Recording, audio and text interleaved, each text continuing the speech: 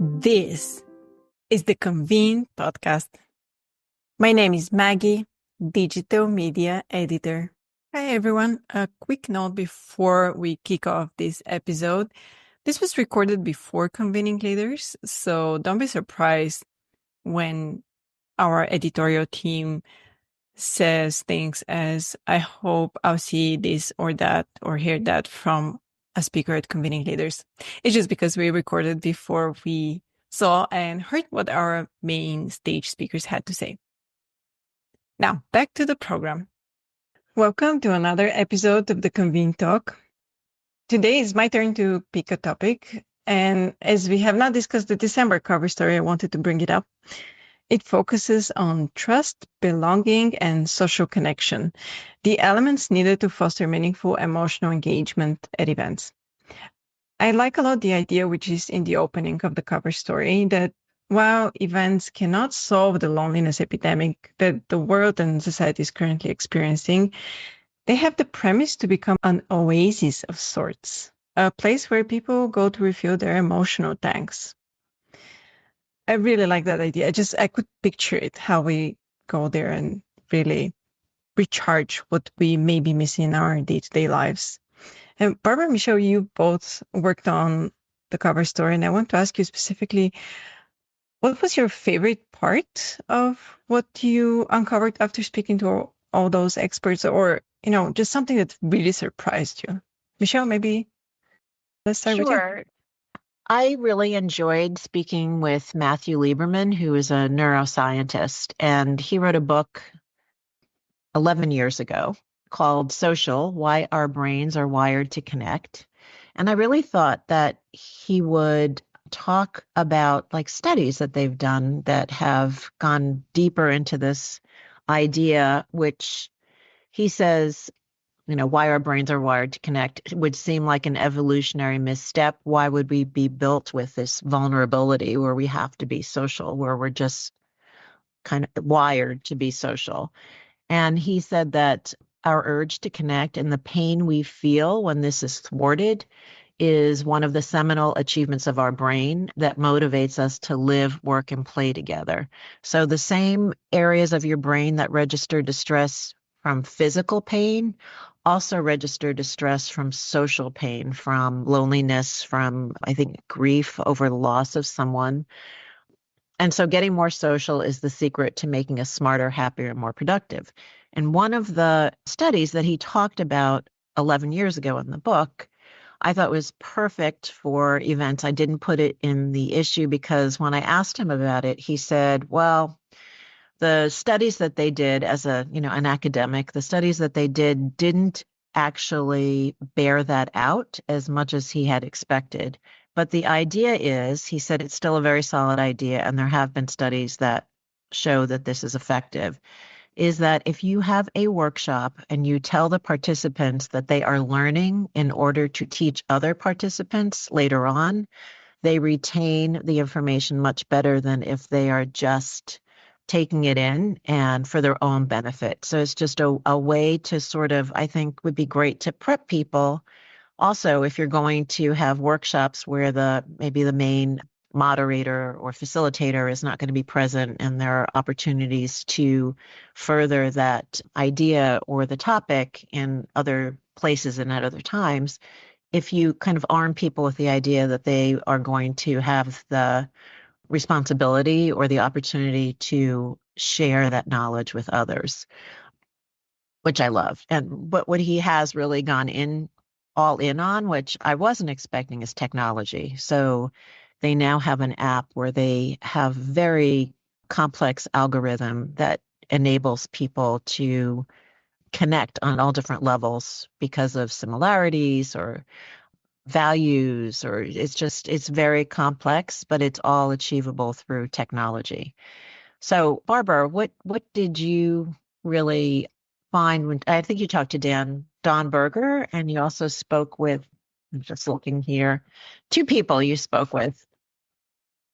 Oh, Jamil Zaki. Yes, Jamil Zaki, a professor at Stanford, and I also spoke about both of them. Yeah, and I talked to Steve Goodling in Long Beach about his very long running experiment in social connection, which, there's so much that I loved about this story, and I learned so much talking both to Professor Zaki and Don Berger.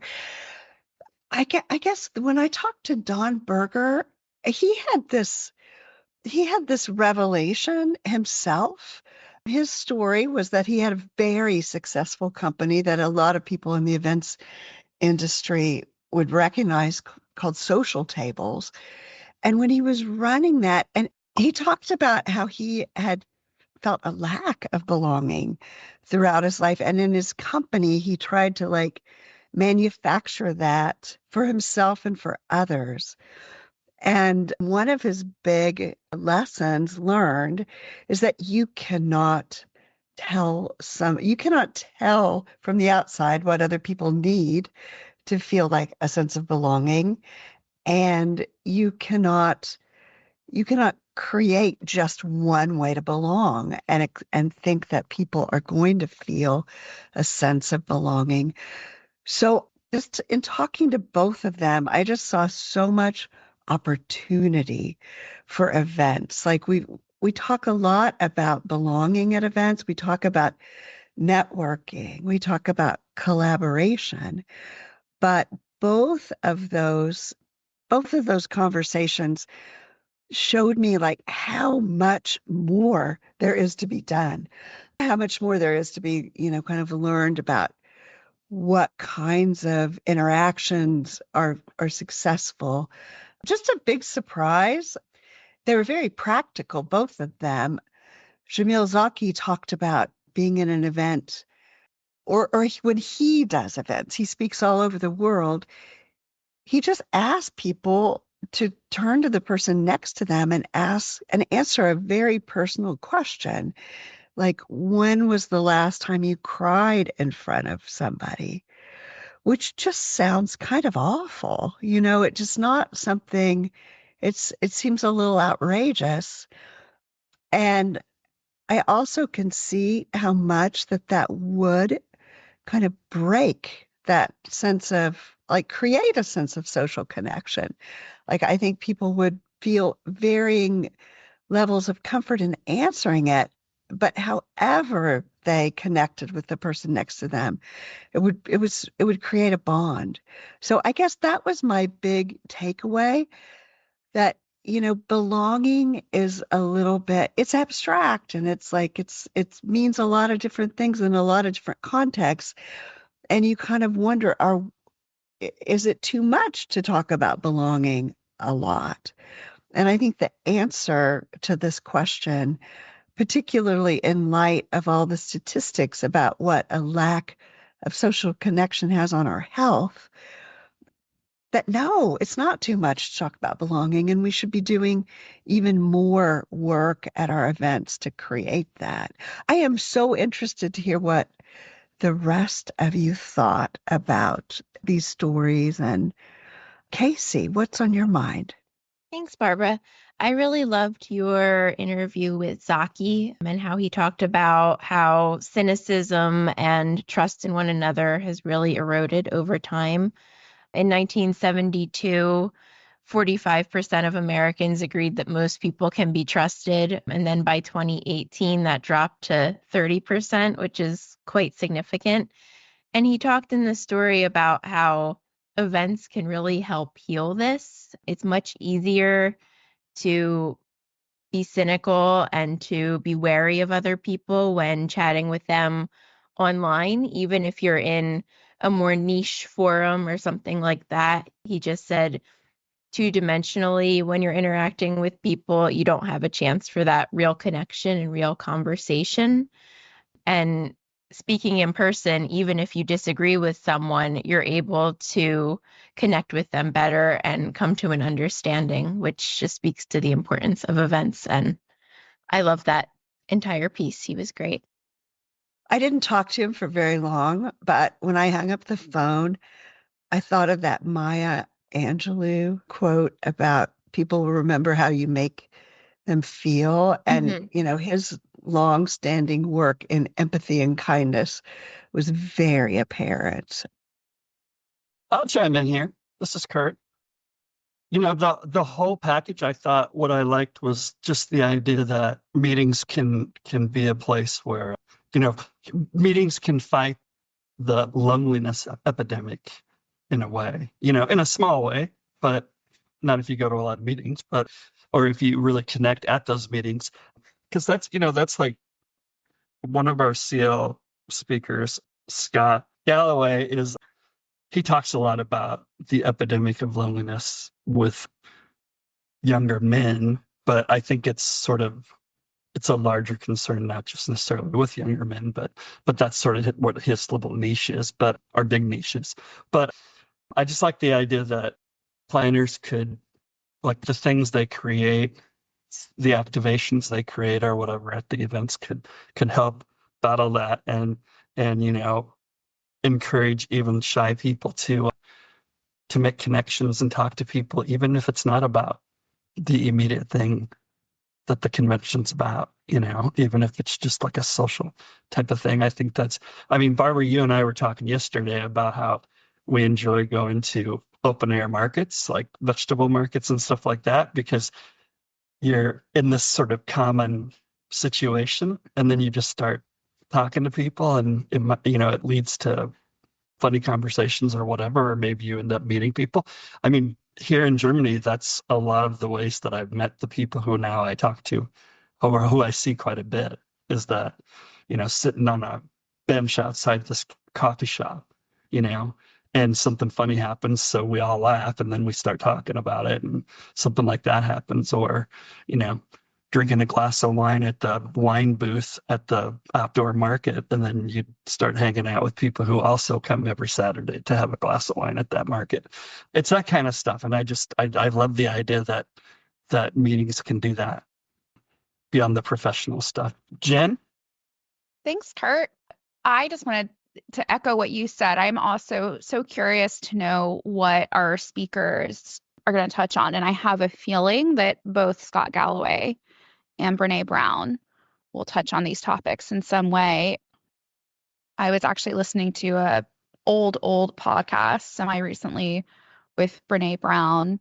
She was doing, I think it was like a 2 or a 3-part series with Priya Parker on this topic, but it was recorded, I think, towards the end of 2020, possibly early 2021. I can't quite remember.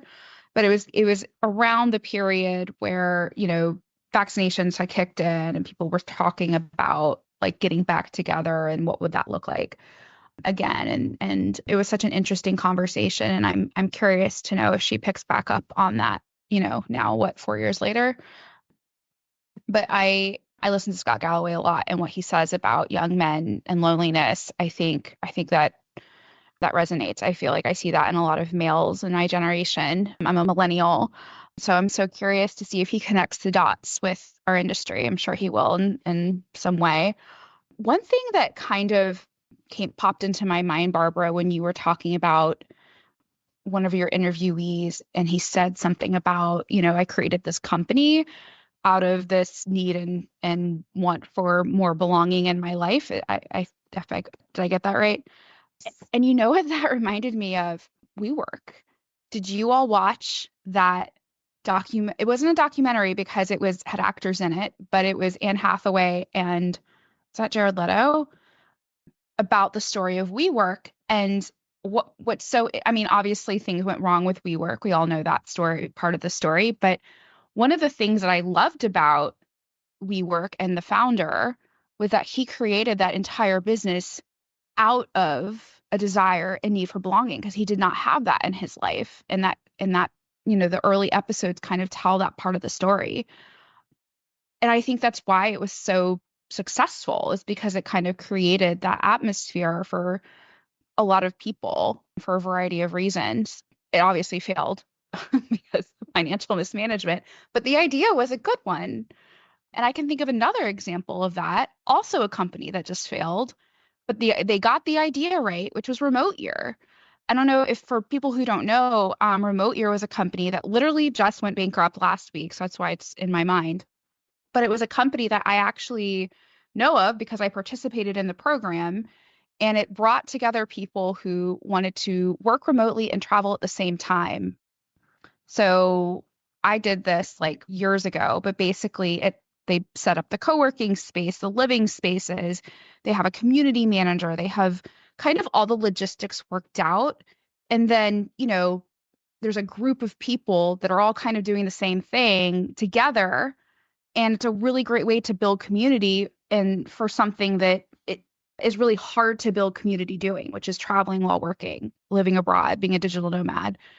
And when I did it, I found a great community. I'm still friends with those people. The company failed also, financial mismanagement, but the idea was a great one and it's been copied many times. Anyway, so I think that there is something to that. Like people want that and they're looking for it in so many ways and so many different spaces because let's face it, once you become an adult, if you're not having, you can, I think, find community at work. You can, if you have kids, you can find community with other adults that, have children of a similar age at school or whatever. But I think for a lot of people, that's really it. Those are really the options. And it doesn't always provide that. So adults are looking for that community. Church is another good one, but not everyone goes to church, or a place of worship or whatever. Anyway, so yeah, I think there's so many examples of those kinds of spaces where we are trying to create that sense of belonging and that sense of community. It's obviously very sorely needed. Anyway, I'll jump to you, Michelle, and I'll stop rambling. Thanks, Jen. I just want to bring something up that we didn't talk about in the stories that we did, which is, it's sort of this very nice idea that when people all come together, they feel that sense of belonging and a sense of community, and it's a great experience. However, I do think we are in really troubling times, and I think that planners are concerned about their attendees and not everybody all getting along and not everybody all feeling like we're one happy family. So yesterday on Catalyst, someone posted something about as they're preparing for their annual conference, we're interested in providing enhanced staff training that would include de-escalation techniques for handling upset, angry attendees, and also techniques for self-regulation and emotional self-management in these stressful situations. So I think that people are recognizing that there's just a lot of stress, and that stress doesn't necessarily go away when you're with other people. And I'm really interested in seeing at Convening Leaders how people handle political figures like Liz Cheney, because there is definitely division in the United States, in terms of how people feel about the incoming president. And I think that we've written about this before. Barbara wrote about it, that I think planners have to be mindful that there is this sense of polarization in our society, and it could come up at events, and it could come up as a result of a speaker or a comment that someone makes. And so while we really focus on the positive aspects of social engagement at events and how there are opportunities for that, I also think the flip side and the darker side, underside, is gathering people, you also have to be prepared for the not nice parts of that. So, Barbara, I see you nodding. Well, yes, I'm nodding. Yeah, because what I'm thinking about is events. And when I talked to Jessica Pettit, who's really thought deeply about this, and the takeaway from her was providing safe spaces to express yourself. And so I think whoever posted in Catalyst, I'd love to know more about where that goes and what kind of resources she's pointed to, because just in the last couple of weeks, I've just noticed a lot more nonprofits and organizations the Aspen Institute has something called Better Arguments, which is training people to be able to talk to each other, to start from places of agreement, to start from places of shared values. And so I think that's I'm just really nodding at your point that this is really needed very strongly. And I also think associations are a place where they're kind of custom built for that kind of thing, as well as like, other meetings where people with shared interests gather. I'll be interested to see. I'd love it if, like, after Lynn Cheney spoke, there was just some place to go debrief, with some trained facilitators that would just be like, you know, but that also, I'm sure that without the right training, that seems a little dangerous, Right. that it could quickly, Escalate. you lose control of it. So I'm still coming down on the really hopeful. I guess that's what Jamil Zaki, his book had hope in it. And hope isn't like optimism. Hope is like action. I like that. And I think I'll end with that because I think it was a nice wrap up of the conversation. So thank you all for the great discussion and adding a little bit more details and nuance to the cover story. Thank you. As usual, you'll find all the links in the show notes. If you enjoyed this episode, do give us a 5-star review and subscribe wherever you listen to podcasts. For more industry insights, visit pcma.org/convene. Stay inspired, keep inspiring, and until next time.